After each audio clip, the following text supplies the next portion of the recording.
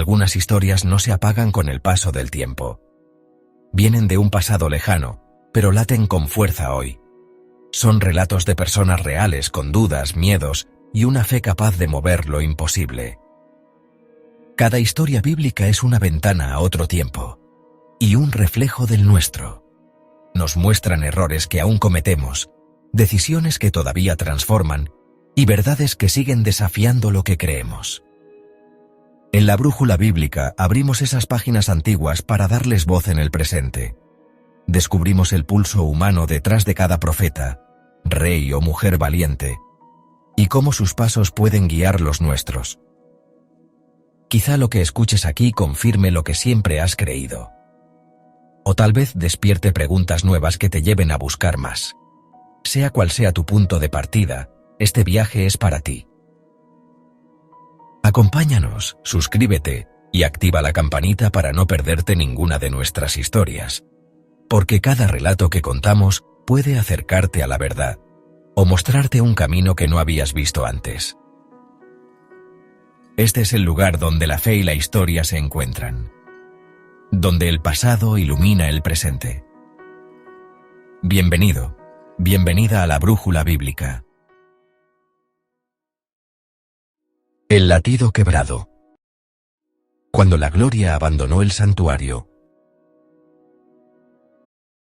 A la orilla del río Quebar, en medio del destierro, donde la esperanza era un eco lejano y los corazones de los cautivos suspiraban por una patria perdida, un hombre llamado Siervo del Altísimo se encontraba. Era el 30º año de su vida, un tiempo marcado por la madurez y, para muchos, el inicio de una vocación. En el 5º día del 4º mes, bajo un cielo que por siglos había guardado sus secretos, algo inaudito aconteció. Los cielos, velos invisibles que separan lo terrenal de lo divino, se abrieron ante sus ojos asombrados, revelando visiones de la majestad divina que ningún mortal había presenciado con tal claridad. No eran sueños ni susurros en la noche, sino una manifestación palpable, un despliegue de poder y gloria que irrumpía en la cruda realidad de la cautividad. La mano de la presencia eterna se posó sobre él, envolviéndolo en una experiencia que trascendería los límites de su comprensión y la de su tiempo, marcándolo para siempre como testigo de lo imposible. De repente, un viento impetuoso, cargado con la fuerza de una tormenta cósmica, se desató desde el norte. No era un simple vendaval del desierto, sino una ráfaga que transportaba consigo una gran nube, un velo oscuro y majestuoso que presagiaba lo extraordinario. Envolviendo esta nube, un fuego se entrelazaba, fulgurante y vivaz, una amalgama de colores y potencias que danzaban en su interior. La luz que emanaba de este fuego era intensa, cegadora en su pureza, y alrededor de todo, un resplandor refulgía, como el brillo de un metal precioso que se ha purificado en la forja, de un tono ámbar que parecía vibrar con energía propia. Era una visión sobrecogedora que desafiaba cualquier descripción terrenal, un torbellino de elementos celestiales que anunciaba la cercanía de una presencia inefable, disipando la quietud del exilio con un espectáculo de poder inconmensurable. Desde el corazón de aquel fuego emergieron figuras que desafiaban la imaginación humana, la semejanza de 4 seres vivientes. Su forma general era la de un hombre, pero cada uno poseía 4 caras y 4 alas, una combinación de atributos que hablaba de una existencia multifacética y de un propósito divino.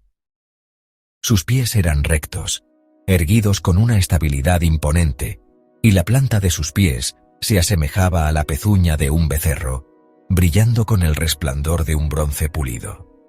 No había imperfección en su estructura, sino una perfección que irradiaba fuerza y eternidad. Estos seres no eran meras apariciones etéreas.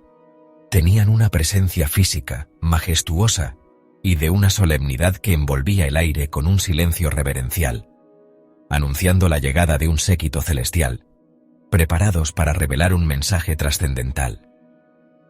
Cada uno de estos seres vivientes revelaba una complejidad asombrosa en su rostro y en sus miembros. En su parte frontal, cada uno presentaba la cara de un hombre, mostrando inteligencia y comprensión. A la derecha se distinguía la cara de un león, símbolo de fuerza y realeza. A la izquierda, la cara de un buey, que denotaba servicio y sacrificio. Y en la parte posterior, la cara de un águila, representando agilidad y una visión penetrante, capaz de ver más allá de lo visible. Esta cuádruple faz les permitía moverse en cualquier dirección sin necesidad de girar, manteniendo una omnipresencia en su mirada. Debajo de sus alas, que se extendían majestuosamente, se percibían manos humanas, revelando la capacidad de obrar y de ejecutar. Una paradoja entre lo divino y lo terrenal, entre la majestuosidad de la criatura y la delicadeza de la acción, insinuando una intervención directa en los asuntos de la humanidad. El movimiento de estas criaturas era un prodigio de armonía y propósito. Dos de sus alas se unían entre sí, mientras que las otras dos cubrían sus cuerpos, creando una imagen de modestia y reverencia.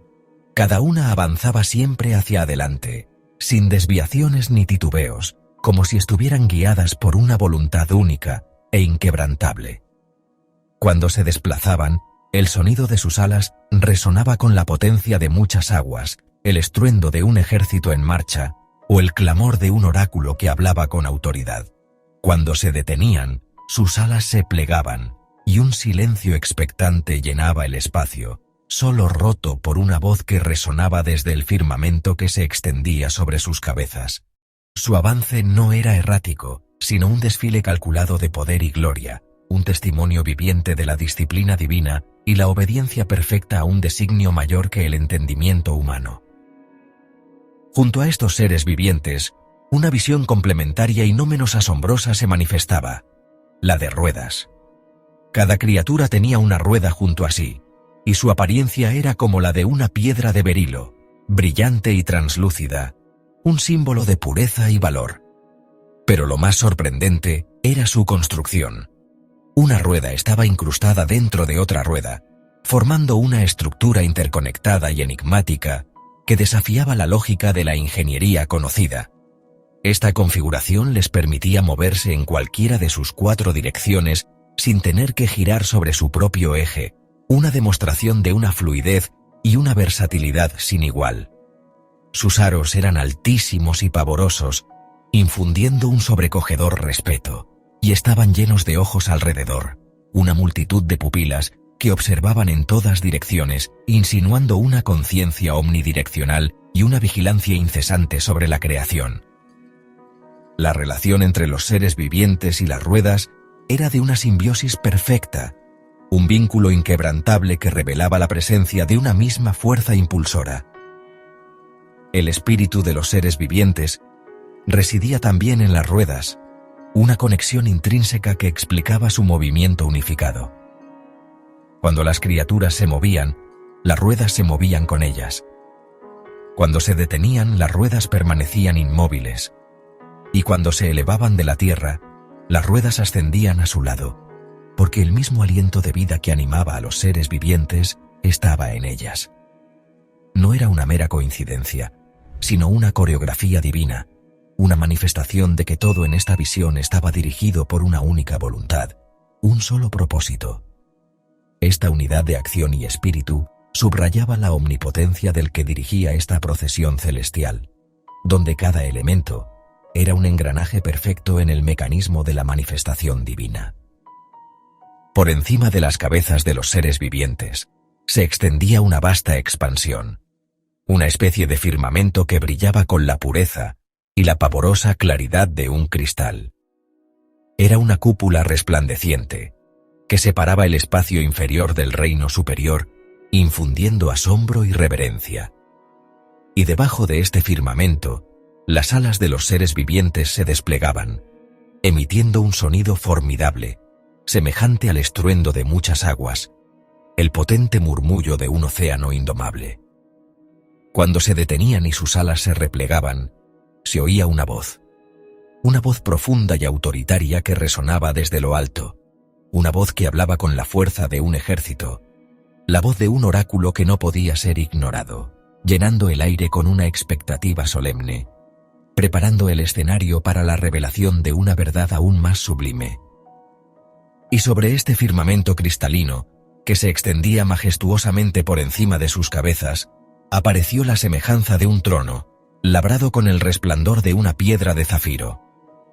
No era un trono común, sino uno que irradiaba una gloria inigualable, cimiento de la autoridad celestial. Y sobre la semejanza de este trono, se vislumbraba la figura de alguien que tenía la apariencia de un hombre. Pero su forma no era de carne, sino de fuego, una luz refulgente que ardía desde lo que parecía ser su cintura hacia arriba, y desde su cintura hacia abajo, una intensidad ardiente que todo lo consumía. Un resplandor inmenso rodeaba esta figura, una aureola de majestad y santidad que lo envolvía, haciéndolo inabordable para la mirada directa, un misterio de luz y poder que revelaba la esencia misma de la divinidad. La magnificencia de aquel resplandor que rodeaba la figura en el trono era indescriptible, semejante al arco iris que aparece en las nubes en un día de lluvia, un pacto visible de esperanza y promesas. Así era la apariencia del resplandor alrededor de aquella semejanza de la gloria eterna. Al ver tal prodigio, un temor reverente y una adoración profunda se apoderaron del observador, quien cayó sobre su rostro, postrado en tierra, reconociendo la inconmensurable santidad que se manifestaba ante él. Y en aquel instante de humillación y rendición total, una voz resonó, un eco de autoridad y propósito que penetró su espíritu, una voz que hablaba con la fuerza de los cielos y la ternura de un pastor, preparándolo para el viaje imposible que estaba a punto de comenzar. Transportado en la visión por un poder inefable, el hombre de Dios se encontró repentinamente en un lugar sagrado, en el umbral mismo del atrio interior del templo en Jerusalén. No era un viaje físico, sino una elevación espiritual que lo llevó a observar desde una perspectiva divina lo que antes le era velado. La quietud sagrada que se esperaba en la casa del Eterno fue brutalmente interrumpida por una presencia abrumadora, una imagen grotesca y desafiante que dominaba la entrada. No era solo una estatua, era una declaración audaz de apostasía, un grito silencioso de rebeldía que resonaba en los cimientos del santuario. La vista de aquel objeto sacrílego, erigido con una insolencia flagrante en un lugar tan significativo, hirió su espíritu con la fuerza de un rayo, pues representaba una afrenta directa al único y verdadero soberano, un usurpador visible en el mismo corazón de la adoración. La profanación no podía ser más palpable ni más dolorosa para quien conocía la santidad de aquel recinto.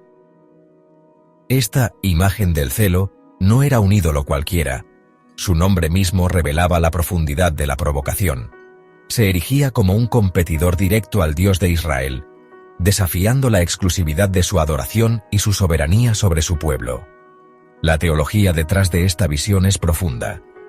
El celo divino no es una emoción humana de envidia, sino una pasión santa por la pureza de su relación con su creación, un ardor por su pacto y su nombre. Al instalar este ídolo, el pueblo no solo quebrantaba un mandamiento, sino que activaba la indignación de un Dios que había prometido ser el único objeto de su reverencia y amor. La estatua era un monumento a la traición, una manifestación tangible de la idolatría que había carcomido el corazón de la nación, una abierta transgresión del primer mandamiento que decía: «No tendrás dioses ajenos delante de mí». Una voz clara y autoritaria, aquella que lo había guiado hasta ese punto, interrumpió el torbellino de sus pensamientos. Le preguntó con una solemnidad inquebrantable si acaso percibía el horror de la escena que se desplegaba ante sus ojos. La interrogante no buscaba información, sino que era una invitación a la reflexión profunda, a comprender la magnitud de la ofensa que se cometía. Era un llamado a que su espíritu discierna no solo la imagen física, sino el abismo de significado que encerraba, el desafío abierto a la gloria divina. Esta voz, que vibraba con una mezcla de dolor y justa ira, quería que el profeta no pasara por alto ni el más mínimo detalle de la abominación, que entendiera la raíz de la enfermedad espiritual que corroía el alma de la ciudad santa. La ubicación del ídolo era tan ofensiva como su propia existencia. Erigido a la entrada del atrio interior, hacia el norte, ocupaba un lugar prominente, visible para cualquiera que se acercara al templo. Su presencia manchaba la misma entrada a la casa del Eterno, convirtiendo lo que debía ser un portal a la santidad en una puerta de acceso a la idolatría. Este acto de profanación no era trivial. Era una declaración simbólica de que la gente había permitido que la adoración de falsos dioses se infiltrara hasta el corazón de su fe. El templo, concebido como un lugar de encuentro puro con el santo, se había transformado en un escenario donde se disputaba la lealtad, donde lo sagrado se mezclaba impíamente con lo pagano, despojándolo de su verdadera esencia y propósito. La ira divina, manifestada como un celo inquebrantable, era la respuesta inevitable a tal descaro. No era un arrebato impulsivo, sino una reacción justa y fundamentada en la pureza de su carácter y la inviolabilidad de su pacto. El Dios de Israel había establecido una relación exclusiva con su pueblo, prometiendo bendiciones a cambio de una lealtad sin fisuras. Este ídolo, en su descarada exhibición, representaba la ruptura de esa promesa, un adulterio espiritual que hería el corazón del pacto. El celo divino es, en esencia, su deseo de proteger la santidad de su nombre y la integridad de su relación con aquellos a quienes ama y ha escogido. La imagen era un bofetón directo a su soberanía, una deshonra a todo lo que él representaba para ellos. La implicación no era solo que existía un ídolo, sino que había sido puesto allí por el propio pueblo, o al menos tolerado por sus líderes. Esta ceguera espiritual era lo que más dolía, la incapacidad o la negativa de los habitantes de Jerusalén para discernir entre la santidad y la profanación, entre la fidelidad y la traición. Habían permitido que el engaño y la idolatría echaran raíces tan profundas que se atrevían a traer sus dioses ajenos hasta las mismísimas puertas del templo. Su apatía ante esta abominación era una prueba irrefutable de la decadencia moral y religiosa que los había invadido, dejando sus corazones insensibles a la voz divina y a los principios de la ley que debían guiar sus vidas. La afrenta no era solo al Eterno, sino también a su propia identidad como pueblo escogido. Este ídolo de la afrenta no era un hecho aislado en la visión del profeta. Era la primera pieza de un oscuro mosaico que revelaría la magnitud de la apostasía de Jerusalén. Su presencia era un preludio, una señal ominosa de que lo que se estaba gestando en secreto era mucho más profundo y perverso de lo que nadie hubiera imaginado. Representaba la punta del iceberg de una rebelión espiritual que había corroído la nación desde sus cimientos hasta sus más altas esferas. La visión de este ídolo provocador servía como una introducción impactante a las verdades más dolorosas que el espíritu le iba a mostrar, preparando su corazón para el impacto de las sucesivas revelaciones que vendrían después de esta primera y evidente profanación. El profeta, testigo involuntario de tal profanación, experimentó una mezcla de asombro, dolor y la pesada carga de la inminente sentencia divina. Comprendía que una transgresión de esta magnitud, cometida en el corazón mismo del culto, no podía quedar impune. El silencio del cielo ante tales actos parecía haberse roto, y la indignación de Dios resonaba en cada rincón de la visión. Era una manifestación clara de que la paciencia divina tenía un límite, y que el pueblo había cruzado una línea que traería consecuencias irreversibles. La imagen del celo era un presagio, una advertencia contundente de que la relación sagrada había sido irremediablemente dañada por la obstinación y la infidelidad de una generación que había olvidado a su Creador y Salvador. La visión no era solo para el profeta, sino para que él se convirtiera en un heraldo, un mensajero de estas verdades amargas a un pueblo que se negaba a ver su propia maldad. Se le estaba encomendando la tarea de ser los ojos y la voz del cielo, para que no quedara excusa para la ignorancia. Lo que presenciaba era la razón fundamental por la cual la gloria del Eterno comenzaría su inexorable retirada del templo, dejando el santuario expuesto y vulnerable. La afrenta pública al Dios único no solo provocaba su ira, sino que también justificaba el abandono de su presencia protectora, preparando el camino para la destrucción que se avecinaba como una sombra oscura sobre la ciudad. Pero por terrible que fuera la imagen del celo y la indignación que provocaba, la voz divina no terminó su revelación con ese acto de idolatría. Después de señalar con vehemencia la primera abominación, conminó al profeta a traspasar ese umbral, a adentrarse aún más en el recinto sagrado, porque mayores abominaciones que éstas estaban ocurriendo, ocultas a la mirada superficial, pero plenamente expuestas a la escrutadora mirada del cielo. Esta frase resonó como un eco lúgubre, prometiendo que lo que había visto hasta ahora era solo el principio de una revelación mucho más sombría y perturbadora, una inmersión cada vez más profunda en el abismo de la depravación espiritual que habitaba en el corazón de la Jerusalén apóstata, desvelando capas de deslealtad aún más vergonzosas y secretas. La mano invisible de la presencia divina volvió a posarse sobre aquel que había sido arrebatado en visiones, transportándolo una vez más, no en un sueño, sino en una vivencia tan real como el latido de su propio corazón. Su espíritu fue guiado hasta la entrada del atrio, un umbral familiar y sagrado, pero esta vez con una tensión palpable en el aire, una atmósfera cargada de un secreto oscuro que pugnaba por ser revelado. El templo, el epicentro de la fe y la identidad de un pueblo, comenzaba a desvelar sus grietas más profundas, aquellas que no se veían a simple vista en los ritos públicos o en las festividades solemnes. Era un viaje hacia la intimidad de la corrupción, hacia los rincones ocultos, donde la devoción había sido subvertida y el honor del Altísimo pisoteado. La pureza que se esperaba de aquel lugar había sido mancillada por una podredumbre silenciosa, una gangrena que avanzaba sigilosamente, devorando la santidad desde su interior. La visión no era para juzgar desde lejos, sino para entrar y ser testigo de la traición más íntima. Allí, en la pared misma del atrio, un detalle minúsculo, casi imperceptible, atrajo su atención. Un pequeño agujero, una abertura insignificante a primera vista, pero que el espíritu señaló con insistencia. La voz resonó con una orden clara: «Hijo de hombre, cava ahora en la pared». La obediencia fue instantánea.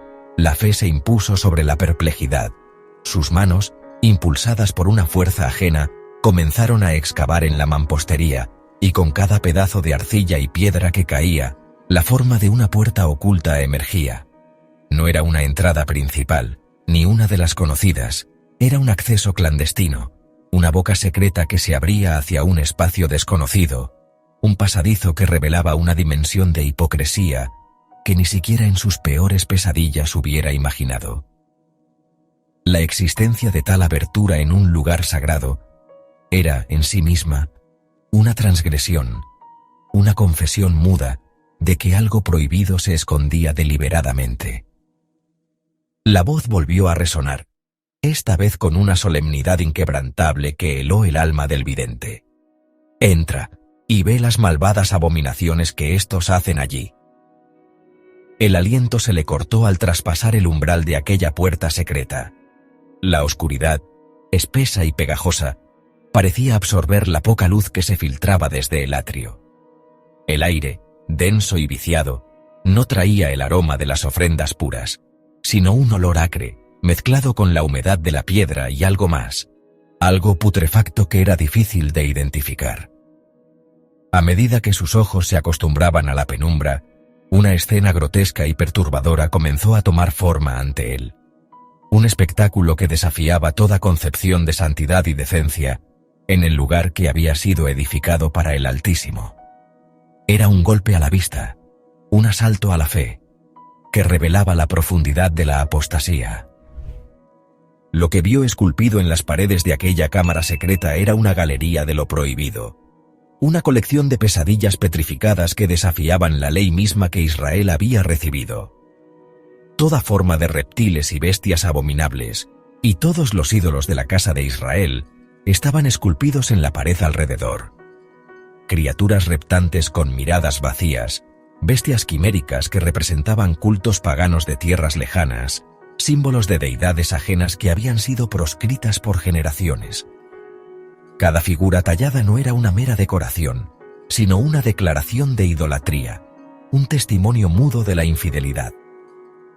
El espacio, concebido para la comunión con lo divino, se había convertido en un santuario clandestino para la imaginería más aborrecible, un espejo oscuro del corazón desviado de aquellos que debían guiar al pueblo en la verdad.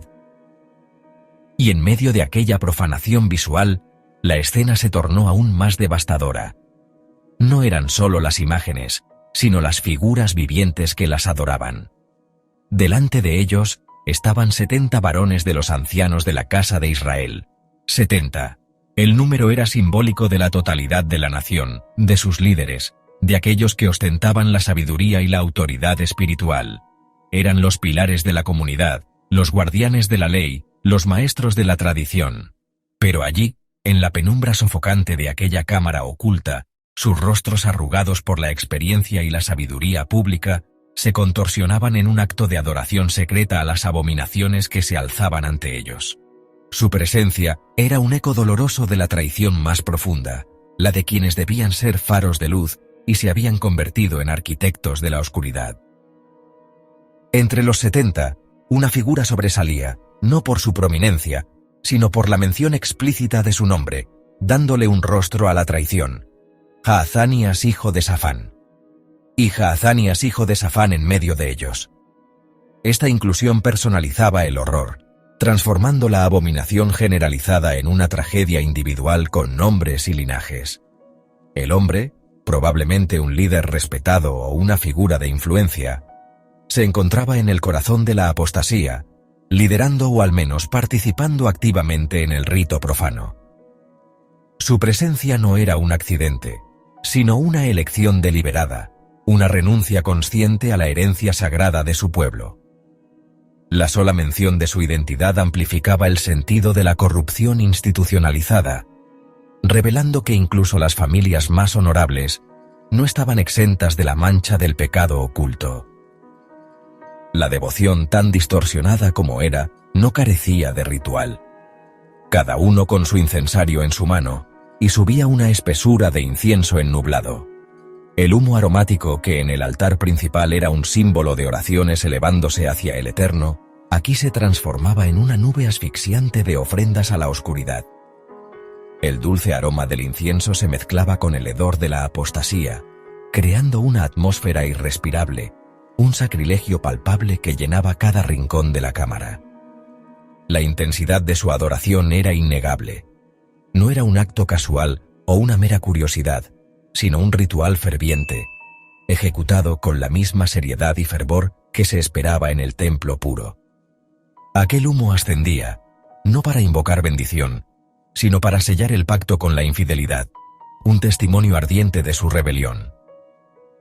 La guía divina, con una tristeza palpable, explicó la naturaleza de lo que el vidente presenciaba. «Hijo de hombre, ¿has visto las cosas que los ancianos de la casa de Israel hacen en la oscuridad, cada uno en su cámara de imágenes?» La oscuridad no era solo la falta de luz física, sino la sombra moral que cubría sus acciones. Estas no eran transgresiones públicas, sino secretas, ocultas detrás de puertas y muros, realizadas con la convicción de que nadie las vería.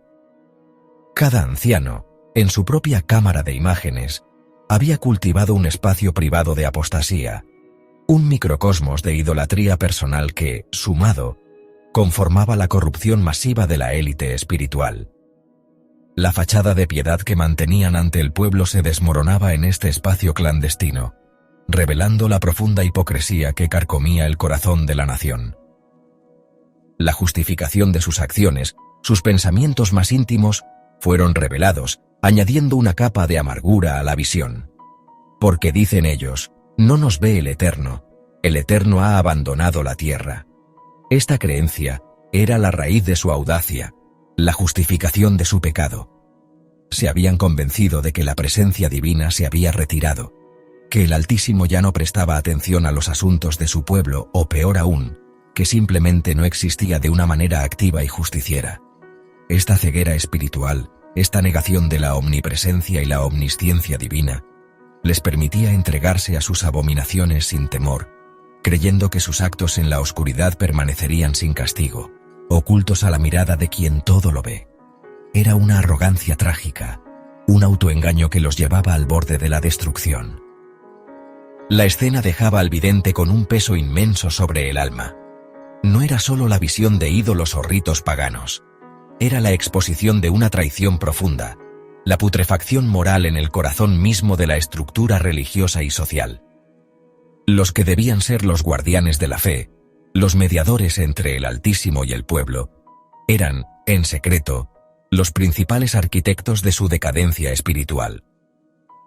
La revelación de esta cámara secreta, con sus abominaciones y sus ancianos idólatras, no era el fin de la revelación, sino una pieza crucial en un rompecabezas más grande de apostasía que se estaba desvelando.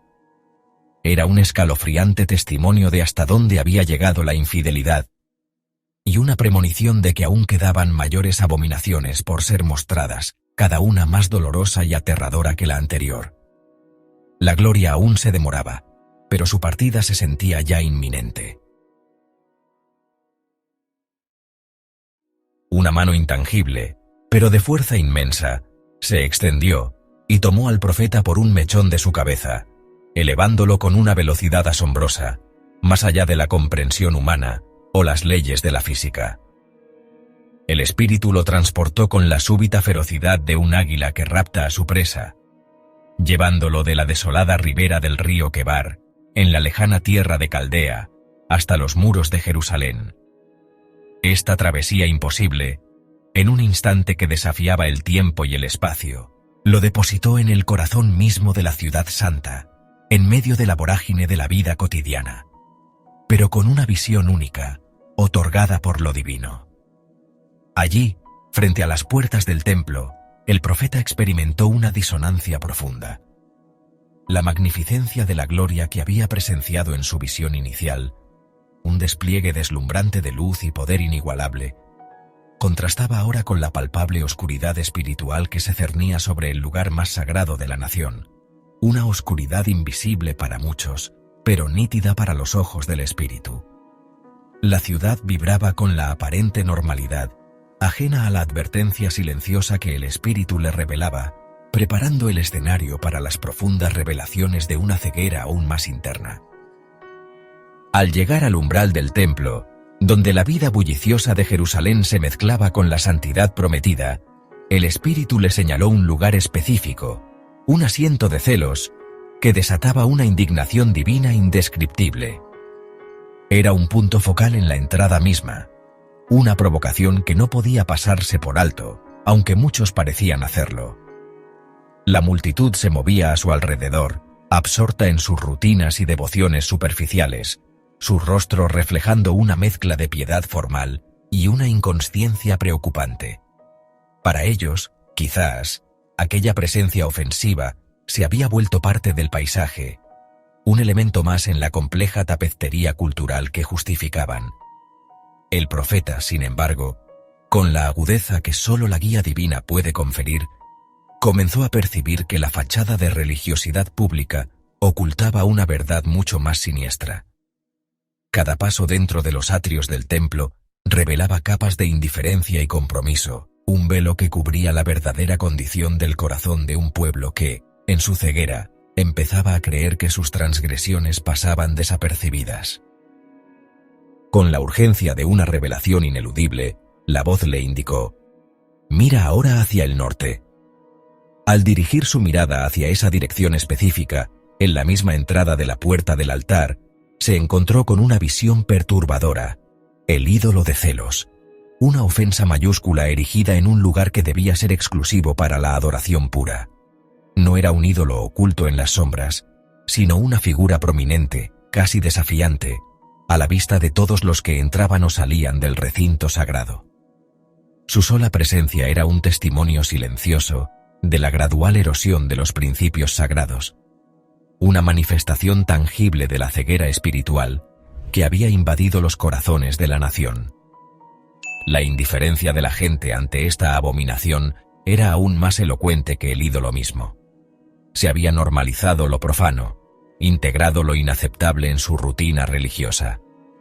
Aquella imagen, impuesta o aceptada, revelaba una profunda desconexión con la santidad divina, un síntoma de que la fe se había vuelto un mero ritual, sin el temor reverente que una vez caracterizó a la relación del pueblo con su Creador, una provocación constante para el Altísimo, a la que respondían con la presunción de que sus acciones eran insignificantes o invisibles ante los ojos divinos.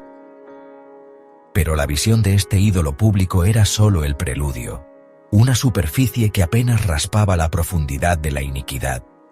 La voz divina, resonando con una autoridad inquebrantable, urgió al profeta a ir más allá de la superficialidad, a profundizar en la oscuridad. Penetra ahora por la entrada del atrio, y verás mayores abominaciones que se hacen allí. Esta instrucción implicaba un movimiento desde lo visible y externo hacia lo oculto y perverso, una progresión en la revelación del mal que se había enquistado en el corazón mismo de la vida religiosa. Al atravesar el umbral, el ambiente se transformó, de la luz pública a una atmósfera cargada de secreto y transgresión. El profeta sintió la pesadez de la apostasía que se concentraba en esos recovecos, donde la oscuridad no era solo física, sino espiritual. La expectativa de lo que hallaría se mezclaba con un profundo temor reverente, pues sabía que se adentraba en un territorio donde la impiedad no solo se toleraba, sino que se practicaba con una deliberación que rozaba la burla a la santidad, amparada en la falsa creencia de que lo que se hacía en la penumbra escapaba a la omnisciencia divina. Dentro de la cámara secreta, la visión fue aún más devastadora. Allí, ocultos de la vista pública, se encontraban 70 ancianos, los líderes y pilares morales de la comunidad, quienes deberían haber sido guardianes de la fe. Sin embargo, en lugar de interceder por el pueblo o enseñar la verdad, estaban absortos en actos de idolatría velada. La narración de sus acciones era espantosa, pero su justificación era la que hería más profundamente. Dicen: no nos ve el Señor ha abandonado la tierra. Esta declaración no era un susurro de duda, sino una convicción arraigada que les permitía operar con total impunidad. Habían racionalizado su apostasía, convencidos de que la paciencia divina era indiferencia y el aparente silencio de Dios, un abandono. Su ceguera no les permitía ver que la presencia divina no se limitaba a las manifestaciones visibles, ni que la justicia se demoraba por gracia, no por ausencia. Su lógica retorcida se convirtió en el cimiento de su pecado, una autojustificación que les permitía hundirse cada vez más en la oscuridad, creyendo que sus transgresiones eran invisibles. En las paredes de esta cámara clandestina, donde los ancianos realizaban sus ritos prohibidos, el profeta observó un horripilante despliegue de blasfemia. Estaban grabadas reptiles y bestias abominables y toda clase de ídolos de la casa de Israel, un museo de la apostasía. La imaginería era elocuente en su depravación, cada figura tallada representando una renuncia a la pureza del pacto divino. No era una simple colección de objetos extraños, sino una manifestación de la profunda corrupción que había penetrado cada estrato de la fe. Este tapiz de impiedad revelaba una completa asimilación de las prácticas paganas, no como un error aislado, sino como una elección consciente y sistémica.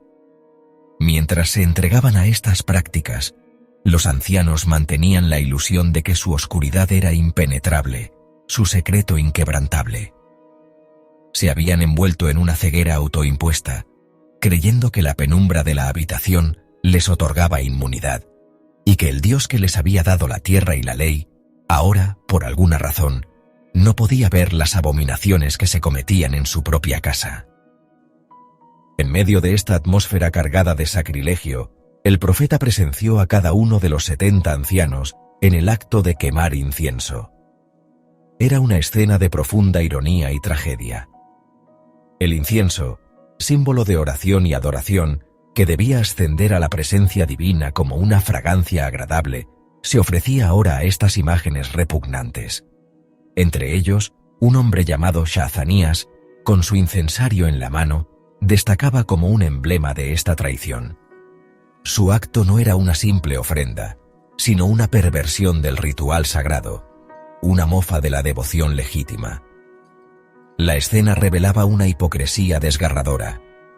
Mantenían las formas externas de la adoración, el gesto del incensario, pero su corazón y su intención estaban irremisiblemente desviados. Creían que al realizar estos ritos en secreto, con sus espaldas a la entrada del templo y sus ojos fijos en las abominaciones murales, sus acciones quedarían ocultas, incluso para aquel a quien decían servir. La ceguera de su corazón les impedía comprender que la oscuridad de la cámara no podía esconder la luz de la verdad de los ojos que todo lo ven. La declaración de los ancianos, «No nos ve el Señor ha abandonado la tierra», era la médula de su pecado y la raíz de su audacia. No era un mero lamento de duda, sino una profunda convicción que justificaba cada transgresión. Esta creencia, que el Altísimo había retirado su mirada o su presencia de la tierra, les confería una libertad ilusoria para sumergirse en la idolatría sin remordimientos. Habían confundido la paciencia divina con el abandono, la longanimidad con la indiferencia.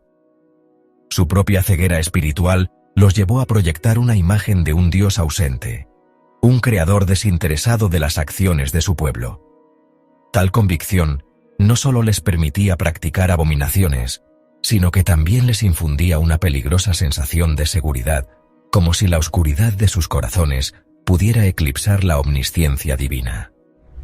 Esta perversa lógica se convirtió en la piedra angular de su apostasía, un argumento autoconvincente para ignorar la voz de la conciencia y la verdad revelada, sellando su destino en una espiral descendente de desobediencia. El profeta, testigo mudo de estas profundas abominaciones y de la perturbadora justificación de los ancianos, debió sentir un peso inmenso sobre su espíritu. ¿Cómo era posible que los líderes, aquellos a quienes se les confió la guía espiritual, hubieran caído en tal abismo de engaño y ceguera? La tristeza que emanaba de la visión no era solo por los actos de idolatría en sí mismos, sino por la devastadora arrogancia de un pueblo que creía poder eludir la vista de su hacedor. Era una tragedia de proporciones cósmicas. La nación escogida, los depositarios de la verdad divina, se habían autoengañado hasta el punto de reinterpretar la paciencia de Dios como ausencia y su silencio como consentimiento. Esta ceguera del corazón, esta incapacidad para ver la verdad espiritual, era el preludio de un juicio inminente, una consecuencia directa de su deliberada ignorancia. La revelación no terminaba con la visión de la maldad, sino que profundizaba en el dolor de un espíritu que comprendía la magnitud de la apostasía y la inexorable justicia que se avecinaba. Sin embargo, la amarga revelación no había terminado. Después de presenciar estas ocultas y aberrantes prácticas, y de escuchar la autoconvencedora declaración de los ancianos, la voz divina, con una resonancia de profunda angustia, le advirtió al profeta que lo que había visto hasta ese momento era solo una fracción de la depravación. Verás aún mayores abominaciones. Esta sentencia no era una mera predicción, sino una confirmación de la espiral descendente en la que el pueblo se había sumergido. Implicaba que, a pesar de la gravedad de la idolatría pública en la puerta y los ritos secretos de los ancianos, existían niveles de transgresión aún más profundos, más ofensivos a la santidad divina, que estaban a punto de ser expuestos. La visión se encaminaba hacia la revelación de la apostasía total, donde no solo se desafiaba la ley, sino que se negaba la misma existencia o autoridad del Altísimo. La creencia de que Dios no ve había dado alas a una audacia impía, conduciendo a un clímax de desobediencia que no podía quedar sin una respuesta trascendente y definitiva. La mano poderosa del Espíritu, que había guiado al profeta a través de los horrores ocultos dentro de los muros sagrados, no había terminado su angustioso recorrido. Una vez más, El viaje sobrenatural lo transportó a otro punto dentro del vasto complejo del templo, revelando una escena aún más desoladora y públicamente descarada. Lo llevó entonces a la entrada de la puerta de la casa del Señor, aquella que se orientaba hacia el norte, un lugar que debía ser un acceso de reverencia y pureza. Sin embargo, lo que allí se desplegaba era una afrenta directa a todo lo que el templo representaba.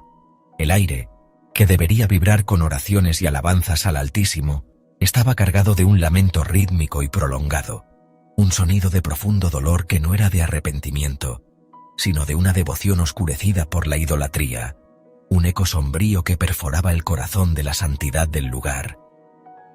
Allí, sentadas en aquel umbral sagrado, en un sitio de acceso tan visible y significativo, se hallaban mujeres. No eran unas pocas, ni ocultas en la penumbra, sino un grupo que con sus cuerpos inclinados y sus rostros cubiertos de consternación, se dedicaban a un ritual de duelo. Sus expresiones de pena eran auténticas, su entrega a la lamentación palpable, un espectáculo que, a primera vista, podría conmover, si no fuera por el objeto de su dolor. Este no era un lamento por los pecados de la nación, ni un clamor por el favor divino en tiempos de angustia, ni el rito de duelo por un ser querido que había partido. Sus sollozos y gemidos eran una ofrenda a una deidad ajena, un dios importado de tierras lejanas, cuyo culto había arraigado en el corazón mismo del pueblo que había sido llamado a la pureza y la exclusividad en la adoración. El profeta observó cómo sus movimientos eran metódicos, sus voces entrelazadas en un coro monótono de tristeza que reverberaba en el recinto. La palabra que se susurraba y se gemía entre ellas era Tamuz, el nombre de un dios de la fertilidad de origen mesopotámico, cuya leyenda hablaba de su muerte y descenso al inframundo cada año, y de su posterior resurrección. Para las culturas paganas circundantes, el lamento por Tamuz marcaba el inicio de la temporada seca, simbolizando la muerte de la vegetación y la esterilidad de la tierra. A través de este rito, se creía que las lágrimas y el dolor de las devotas podían persuadir al dios a regresar, trayendo consigo la lluvia y la renovación de la vida. Era un ciclo de esperanza y desesperación atado a la naturaleza, una fe arraigada en la tierra y no en el creador de la tierra. La profunda aberración de esta escena no residía solo en la adoración de un ídolo, sino en la ubicación misma del ritual. Estas mujeres, hijas de un pacto con el Altísimo, estaban lamentando a Tamuz en la entrada de la casa del Señor. Era un acto de sincretismo flagrante, una fusión impía de la devoción verdadera con las prácticas idolátricas más groseras. El lamento, una expresión tan poderosa de emoción humana, era aquí profanado, deshonrando el santuario donde el único Dios vivo y verdadero había prometido morar. Sus lágrimas, que debían derramarse en arrepentimiento o en gozosa adoración, se destinaban a una fantasía mitológica, a un ser que no podía oír, no podía ver, y mucho menos responder a las súplicas de sus devotas. La visión que se le mostraba trascendía el simple acto de adoración falsa. Revelaba una desorientación espiritual que había corroído el alma de la nación.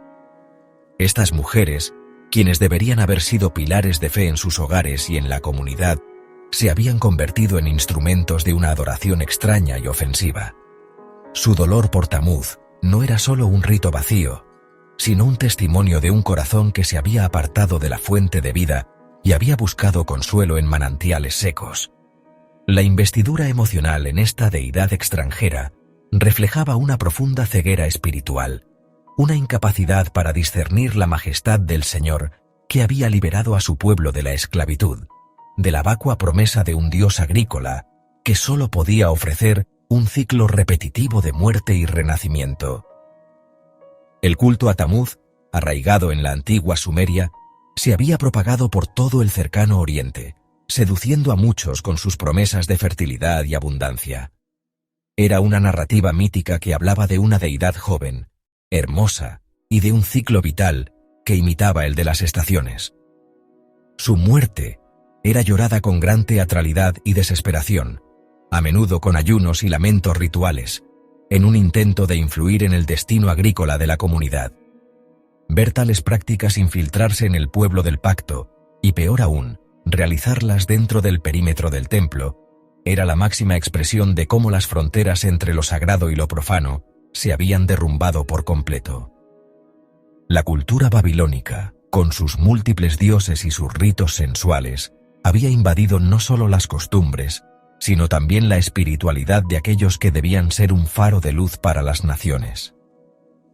La ceguera espiritual de aquellos que participaban en estos ritos era un síntoma de una enfermedad más profunda. No era solo la ignorancia, sino una elección consciente de desviar su lealtad del Dios verdadero.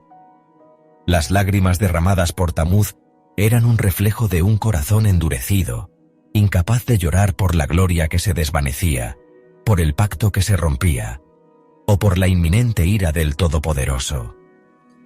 Su lamento era un acto de desafío silencioso, una declaración de independencia espiritual que priorizaba las supersticiones paganas sobre las verdades reveladas. Esta devoción mal dirigida no solo ofendía al Señor, sino que también privaba a los adoradores de la verdadera consolación y esperanza que solo Él podía ofrecer en medio de su cautiverio y sufrimiento. Y el que mostraba estas abominaciones al profeta, el Espíritu Divino, le dijo: «Aún verás abominaciones mayores que estas». Estas palabras no eran una advertencia, sino una revelación de la escala de la depravación que aún quedaba por descubrir. La visión no se detendría en el lamento por Tamuz, sino que continuaría exponiendo la profundidad de la apostasía. El dolor del Señor no era solo por la idolatría, sino por la traición, por el amor y la misericordia que había derramado sobre su pueblo, respondidos con semejante desprecio. Las lágrimas de las mujeres, destinadas a un Dios muerto, eran un reflejo doloroso de la falta de lágrimas por el Dios vivo, quien presenciaba la lenta pero implacable erosión de la fe en el corazón de su pueblo elegido. Esta escena en la puerta norte, con las mujeres lamentando a Tamuz, no era un evento aislado. Era un eslabón más en la cadena de abominaciones que se revelaban al profeta, cada una más audaz y más ofensiva que la anterior. Desde los ídolos ocultos en el muro hasta los ancianos adorando en secreto, y ahora este lamento público por una deidad extranjera, el camino de la apostasía se hacía cada vez más evidente y descarado. La santidad del templo, el lugar de encuentro entre el cielo y la tierra, se estaba desmoronando bajo el peso de estas prácticas paganas. La contaminación no era un accidente, era una invasión sistemática, una adopción voluntaria de las costumbres de las naciones que el pueblo de Dios había sido instruido a evitar para mantenerse puro y apartado para Él. La visión de las mujeres llorando por Tamuz en las puertas del templo no era solo una instantánea de la decadencia religiosa, sino una señal ominosa de lo que estaba por venir. Cada acto de idolatría, cada sincretismo, cada desvío del camino de la rectitud, era un clavo más en el ataúd de la paciencia divina. El altar que se había convertido en un escenario para ídolos, los muros que ocultaban ritos paganos, y ahora el umbral del santuario donde se lloraba a un Dios falso. Todo ello clamaba al cielo. La gloria del Altísimo, que una vez llenó ese mismo templo con su majestad y poder, se sentía ahora como un huésped no deseado, su presencia asediada por la arrogancia y la infidelidad de aquellos que habían sido escogidos. El velo que separaba lo permitido de lo prohibido se había rasgado por completo, y la atmósfera estaba cargada con la inminencia de un veredicto definitivo. El espíritu, incansable en su revelación de las tinieblas que cubrían la nación, volvió a levantar al vidente, conduciéndole a un nuevo umbral. Había ya presenciado la abominación del ídolo de celos, las intrigas ocultas de los ancianos en sus cámaras secretas y el lamento idólatra de las mujeres por la deidad pagana. Cada escena se grababa con un dolor creciente en el alma del profeta, una espiral descendente hacia la deshonra más profunda. Ahora, el guía celestial le urgía a ir más allá, como si las transgresiones anteriores fueran solo el preludio de una blasfemia aún más audaz, más hiriente, perpetrada en el mismísimo corazón del culto. La atmósfera se tornaba más densa, cargada no solo de la iniquidad de los hombres, sino también del peso de la gloria divina que presenciaba su propia afrenta. Un dolor inmenso que resonaba en cada piedra del sagrado recinto. La visión se centró entonces en el espacio más reverenciado del atrio interior, un lugar que clamaba por santidad y devoción exclusiva. Era el área situada entre el pórtico del templo y el altar del holocausto, un punto de convergencia para las ofrendas y las oraciones, donde el humo de los sacrificios ascendía como símbolo de la comunión entre la humanidad y lo divino. Cada ritual allí realizado debía ser un acto de humilde sumisión y gratitud, una reafirmación de la alianza. Este lugar, por su proximidad al lugar santísimo, era un epicentro de pureza ceremonial, un espacio donde la fe debía manifestarse con su más profunda sinceridad. Verlo profanado era atestiguar la completa inversión de todo lo sagrado, la perversión de lo más puro en un acto de sacrílega rebeldía que desgarraba el velo de la piedad. Allí, en ese espacio sagrado, el vidente observó una congregación de aproximadamente 25 hombres. Su número sugería no un acto aislado, sino una parte organizada, quizá incluso representativa de alguna facción o grupo de influencia. La luz del alba comenzaba a disipar las sombras de la madrugada, bañando el atrio con sus primeros destellos dorados, pero estos hombres no esperaban el sol para glorificar al Creador de la luz. Su presencia en ese lugar y a esa hora era una declaración silenciosa pero poderosa. No estaban escondidos en cámaras secretas, ni lamentándose en silencio. Su acto era público, descarado, ejecutado a la vista de lo que quedaba de la majestad divina. Eran figuras con un semblante que delataba una profunda convicción en su transgresión. Lo que presenció a continuación fue una ofensa que superaba en audacia a todas las anteriores. Estos hombres estaban arrodillados o postrados, pero su postura era un gesto de una insolencia insoportable. No miraban hacia el propiciatorio, ni hacia el velo que guardaba los misterios divinos, ni siquiera hacia el este, donde se creía que la presencia manifestaba su gloria.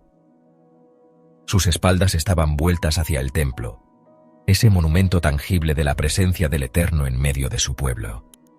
Era un acto de absoluta y deliberada deshonra, una declaración visual de rechazo, como si el Dios de sus padres, el que los había liberado de la servidumbre y establecido en esa tierra, no fuera digno de su mirada ni de su atención. Su mirada, sus rostros y sus cuerpos se inclinaban hacia el este, hacia donde el sol emergía majestuoso sobre el horizonte. Estaban adorando al sol. Esta no era una forma sutil de idolatría, era un culto descarado a una deidad cósmica, una práctica común entre las naciones circundantes, pero aborrecible para aquellos que habían sido llamados a adorar al único Dios viviente, el hacedor del sol y de las estrellas. Inclinarse ante el sol en el atrio del templo era una burla a la soberanía del Eterno, una negación de su poder y su unicidad. Era equiparar al Creador con su creación, y peor aún, preferir la creación al Creador, volviendo la espalda a la fuente de toda luz y vida para postrarse ante un reflejo. La insolencia de este acto era doblemente grave por el lugar en que se llevaba a cabo. Entre el pórtico y el altar, un espacio de mediación y expiación, ellos elegían la apostasía abierta. Su postura era un desafío no solo a la ley, sino a la esencia misma de la relación de pacto. Demostraba una inversión total de valores. El creador se convertía en insignificante, y el elemento creado era elevado a la categoría de lo divino. Esta abominación no era un error de ignorancia, sino una elección consciente y pública de deslealtad. Era un mensaje inconfundible de que habían roto su pacto, abandonado su herencia y abrazado las tinieblas, incluso mientras el sol que adoraban comenzaba a iluminar el día. El guía divino interrumpió la contemplación con una pregunta que resonó con dolor. ¿No ves, hijo de hombre? ¿Es cosa liviana para la casa de Judá hacer las abominaciones que han hecho aquí? después que han llenado de maldad la tierra, y una y otra vez provocaron a ira. He aquí que se ponen el ramo en sus narices. La pregunta era retórica, pero cargada de la profunda tristeza y la ira justa de la majestad ofendida. El acto de adorar al sol con las espaldas al templo era la culminación de una serie de transgresiones, la gota que derramaba el vaso de la paciencia divina. Un desafío flagrante que no podía ser ignorado ni perdonado sin consecuencias graves y definitivas para todo el pueblo. La frase "se ponen el ramo en sus narices" añadía una capa de simbolismo oscuro a la escena. Aunque su significado exacto ha sido objeto de estudio, sugiere un gesto de culto idolátrico específico, posiblemente ligado a ritos de fertilidad o purificación pagana, o incluso una burla directa a los rituales del templo. Podría referirse a un amuleto o una ramita usada en conjuros o reverencias a la deidad solar. Esta acción, sumada a la adoración al sol, pintaba un cuadro de una inmersión total en la idolatría, una que había absorbido y pervertido los gestos y símbolos sagrados, mezclándolos con prácticas detestables para la ley, un testimonio de cuán profundamente arraigada estaba la iniquidad. La espalda al templo no era solo una postura física, era la manifestación externa de una disposición interna del corazón. Sus almas se habían apartado, sus afectos se habían torcido, y su lealtad había sido transferida. La casa del Eterno, el lugar de su nombre, el símbolo de su elección y su pacto, era ahora un objeto de desprecio para aquellos que debían honrarlo. Este acto representaba el clímax de la rebelión espiritual, la negación abierta de su identidad como pueblo escogido. La luz del sol que adoraban era una futilidad en comparación con la gloria que se oscurecía tras sus espaldas. Una gloria que pronto comenzaría un viaje hacia el exilio, reflejando el exilio espiritual de sus propios corazones. Y la voz celestial, con una solemnidad que anunciaba el juicio inminente, declaró el desenlace que tal acumulación de abominaciones inevitablemente traería. Pues también yo procederé con furor, no perdonaré, ni tendré misericordia, y gritarán a mis oídos con gran voz, y no los oiré. Las palabras eran un eco de la justicia divina, una respuesta a la audacia de los hombres que, con sus espaldas al templo y sus rostros hacia el sol naciente, habían despreciado la presencia que una vez había morado con ellos. La decisión estaba tomada. La paciencia divina había llegado a su fin. La serie de abominaciones, culminando con la adoración abierta al sol en el lugar más sagrado, había sellado el destino de una nación que había trocado su herencia por la oscuridad.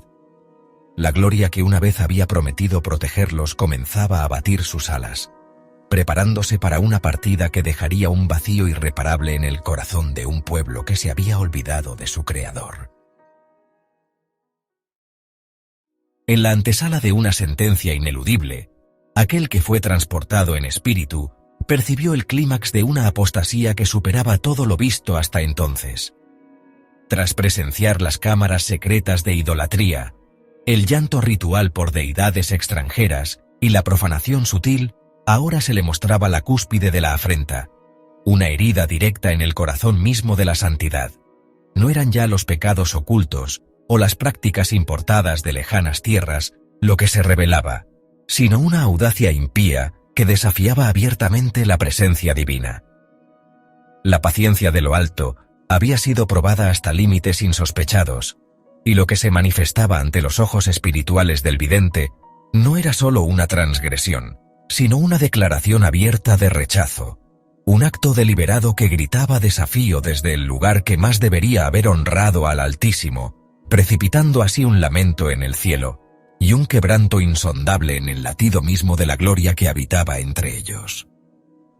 Aquel que observaba con ojos de espíritu fue llevado al atrio interior del templo, y allí, ante la puerta que mira hacia el oriente, se le reveló la escena más desoladora de todas. 25 hombres, figuras prominentes entre el pueblo, quizás ancianos o sacerdotes, se encontraban en una postura de profunda y deliberada ofensa. Con la espalda vuelta hacia el altar, hacia el lugar santísimo, hacia la morada de la gloria, y sus rostros orientados hacia el naciente, se entregaban a una adoración que negaba por completo la esencia de su pacto y la razón de su existencia. No era un error por ignorancia, ni un desliz momentáneo, sino un acto consciente y ceremonial que despojaba de todo valor el santuario, y a quienes lo habían erigido como morada del Altísimo, haciendo de su deshonra un espectáculo público, visible y profundamente doloroso, para la mirada que todo lo penetraba. La visión de aquellos 25 hombres, dándole la espalda al templo, era una manifestación palpable de la traición más profunda. Cada espalda vuelta era un rechazo, cada rostro hacia el oriente, una negación.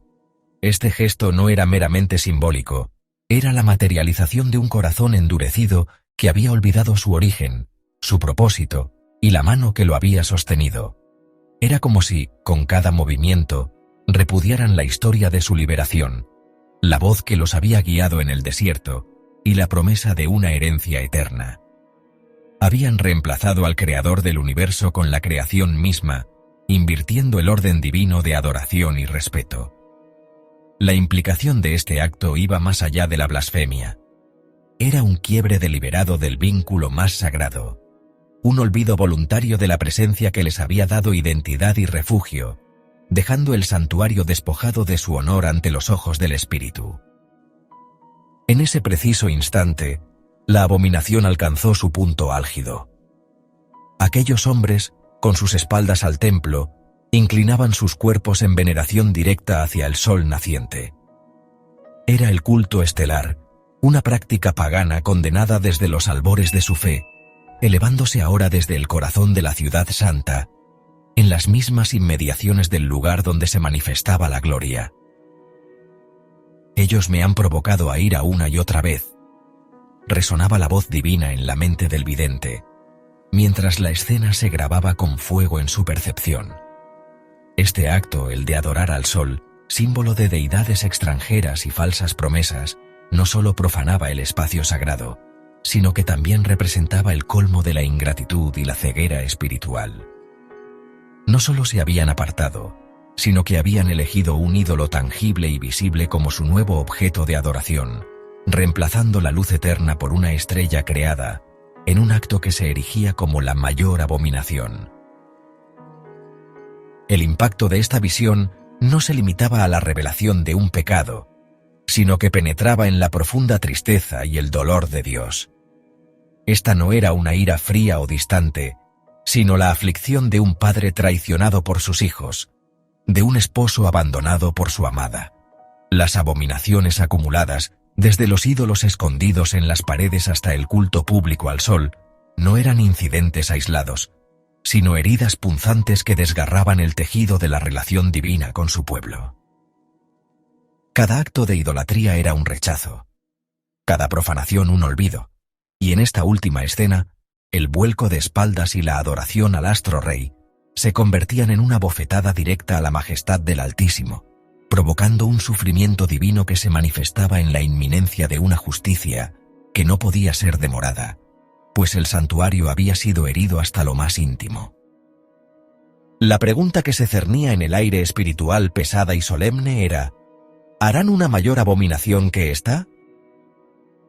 La secuencia de revelaciones mostraba una escalada de profanación que parecía no tener fin, cada pecado superando en audacia al anterior. El santuario, que debía ser un refugio de santidad y un faro de verdad para las naciones, se había convertido en un epicentro de idolatría y una fuente de afrenta para aquel que lo había habitado. Las prácticas que se consideraban repugnantes para el Altísimo no solo se habían infiltrado, sino que ahora se exhibían con descaro en el corazón mismo de su presencia. Esta profunda corrupción interna, este rechazo patente de la gloria, demandaba una respuesta, pues la santidad de aquel que moraba en medio de ellos no podía ser indefinidamente ignorada ni profanada, sin una consecuencia severa y visible para todos.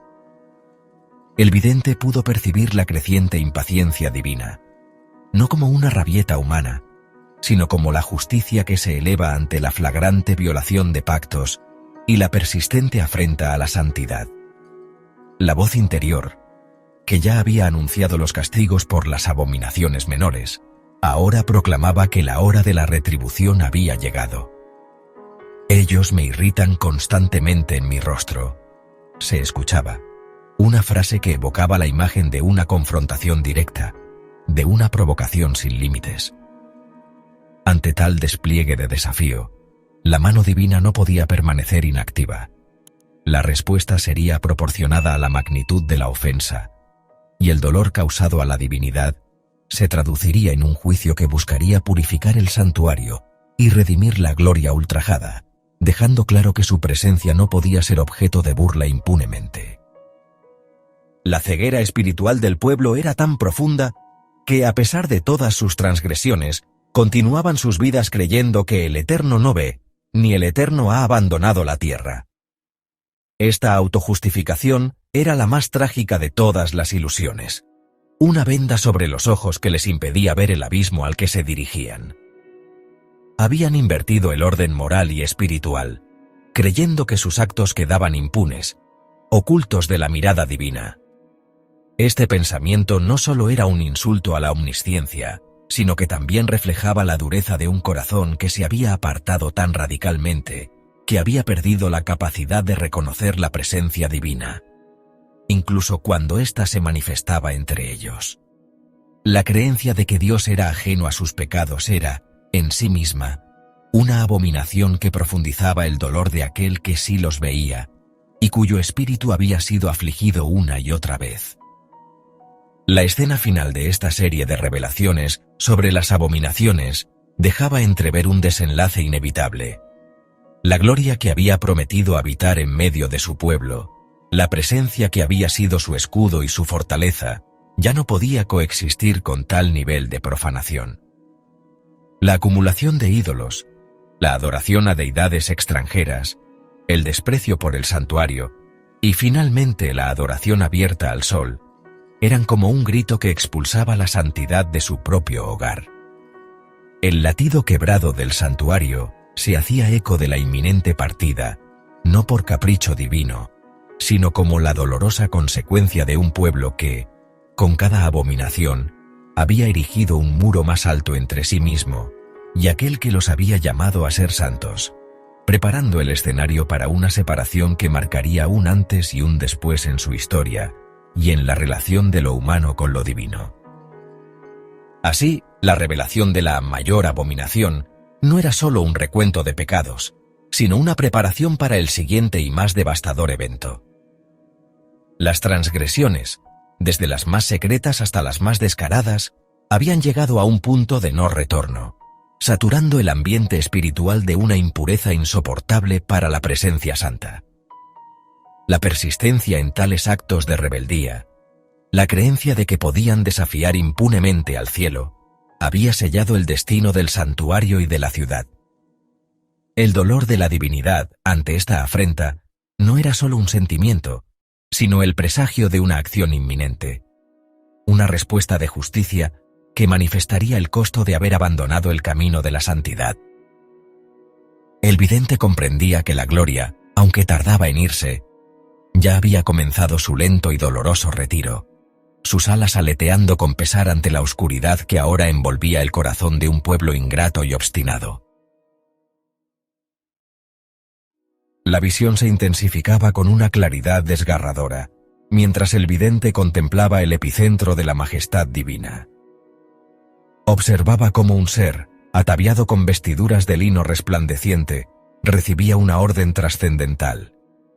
Se le mandó que se adentrara en el espacio sagrado, justo entre los querubines que custodiaban el arca, para tomar las brasas ardientes que se encontraban allí.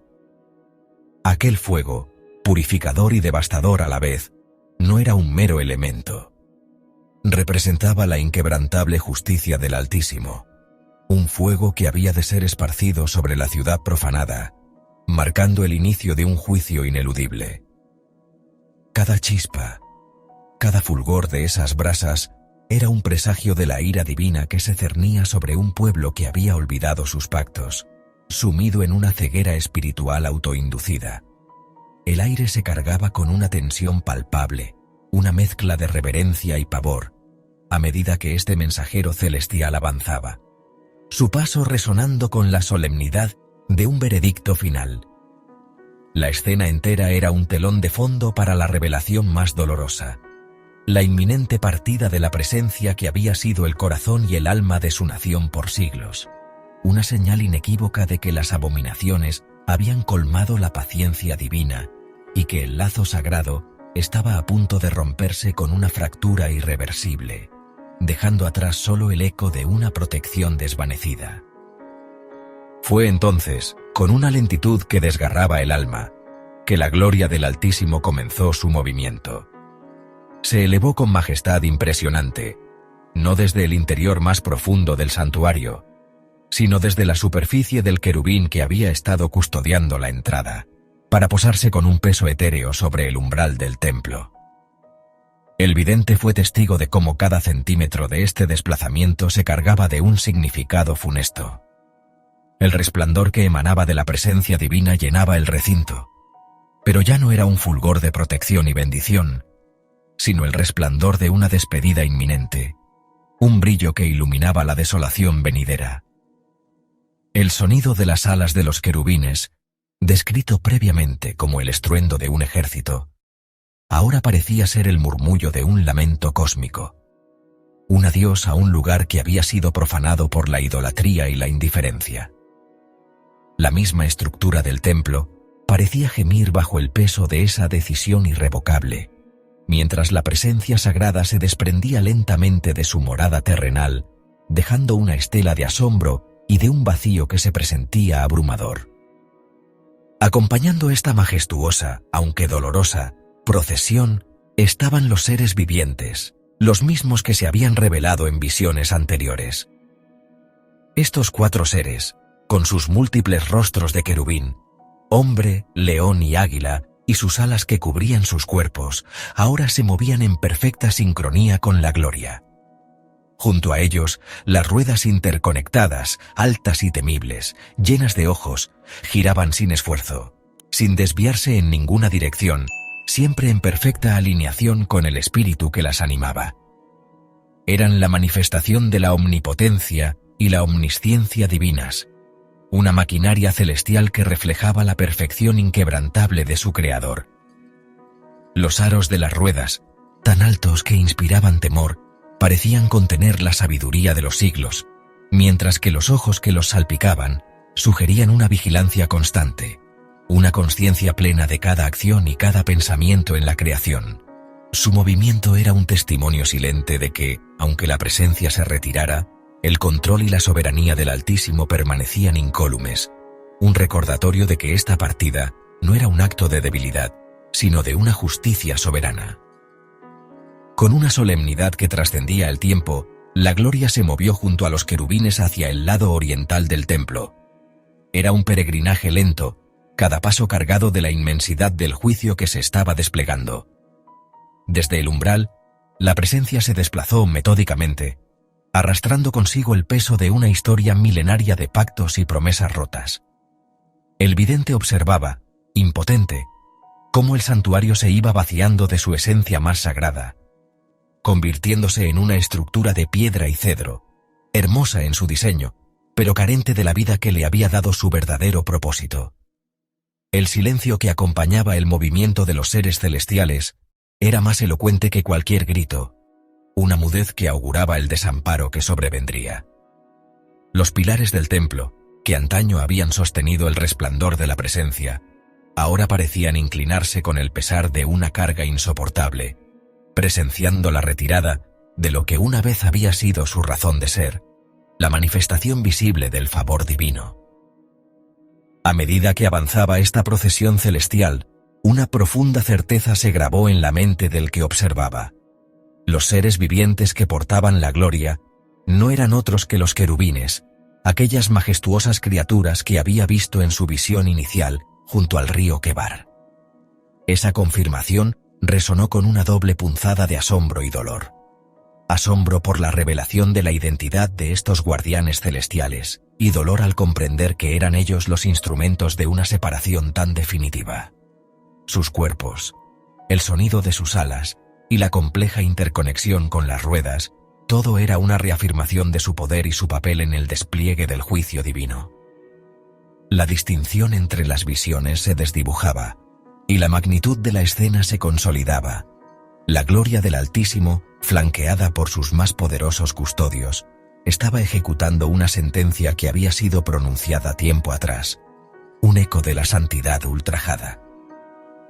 La familiaridad de esas criaturas no disminuía el pavor, sino que lo intensificaba, al ver a esos guardianes del Edén ahora custodiando la partida de la presencia del paraíso terrenal de su pueblo.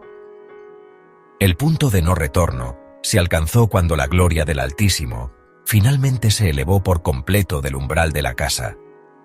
No fue un movimiento abrupto, sino una separación gradual, como un aliento que abandona un cuerpo, dejando tras de sí un vacío inmenso. El vidente sintió el escalofrío de esa partida. El templo que antes irradiaba una presencia palpable ahora se sentía como un cascarón vacío, un monumento a la fe perdida y la desobediencia desenfrenada. Cada rayo de luz que antes danzaba en sus rincones, cada susurro de santidad, pareció evaporarse con el ascenso de la gloria. Era una imagen vívida de la consecuencia de la idolatría, el apartamiento de aquello que daba vida y propósito. La promesa de «habitaré en medio de los hijos de Israel para siempre» se veía quebrantada, no por una falla en la fidelidad divina, sino por la obstinada negación del pueblo a mantener su parte del pacto, forzando una retirada que partía el corazón del que observaba. Y así, en un lento y majestuoso éxodo, la gloria del Altísimo se posó sobre la entrada oriental del templo. Este no era un lugar cualquiera. Era la puerta que miraba hacia el este, hacia el camino del exilio, el punto cardinal desde el cual se levantaba el sol cada mañana. Un símbolo de nuevos comienzos, pero que ahora marcaba el fin de una era. Allí, suspendida entre el cielo y la tierra, la presencia divina pareció detenerse por un instante, como si concediera una última oportunidad de arrepentimiento, una pausa final antes de la partida definitiva. El esplendor se cernía sobre esa entrada, proyectando sombras largas y dramáticas sobre la ciudad, una advertencia silente para todos aquellos que aún permanecían en la ceguera de sus corazones. La escena era de una belleza sobrecogedora y un dolor insoportable. La última vez que el esplendor del Altísimo adornaría las puertas de su morada terrenal antes de emprender un viaje irreversible, dejando atrás solo la promesa de una desolación inminente y la esperanza de una futura restauración aún lejana. Sin embargo, la partida de la gloria no era solo un acto de abandono, sino también el preludio de un juicio ineludible sobre aquellos líderes que habían corrompido el santuario y guiado al pueblo por caminos de iniquidad. Desde aquella posición elevada, el vidente escuchó palabras de condena contra príncipes que tramaban el mal y daban consejos perversos en la ciudad. Se les acusó de llenar la urbe de muertos y de transformar las casas en sepulcros, de fomentar la violencia y de pisotear la justicia. La voz resonó con una autoridad inquebrantable. No serán la olla ni vosotros la carne, desmintiendo su falsa seguridad y prometiendo una expulsión violenta, una dispersión entre las naciones donde perecerían lejos de su tierra. Ante los ojos del que observaba, el peso de esta profecía se manifestó con una fuerza abrumadora. Uno de esos príncipes, Pelatías, cayó muerto repentinamente. Este evento impactante fue la confirmación tangible del inminente castigo divino, un recordatorio escalofriante de que las palabras del Altísimo se cumplen con una precisión inexorable y que nadie puede burlar su justicia por más tiempo. Pero en medio de la sombría sentencia y la partida de la gloria, una chispa de esperanza brilló, como un rayo de sol filtrándose entre nubes de tormenta. El Altísimo, en su infinita compasión, prometió no desamparar por completo a aquellos que, desterrados y dispersos, se encontraban ya en tierras lejanas. Dirigiéndose a los exiliados, aquellos que habían sido arrancados de su hogar y de la presencia del templo, resonaron palabras de consuelo. yo les seré un pequeño santuario en las tierras a donde lleguen. Esta promesa era un bálsamo para el alma, asegurando que la presencia divina, aunque retirada del templo físico, acompañaría a su pueblo en el destierro, proveyendo un refugio espiritual y una fuente de identidad en medio de la adversidad.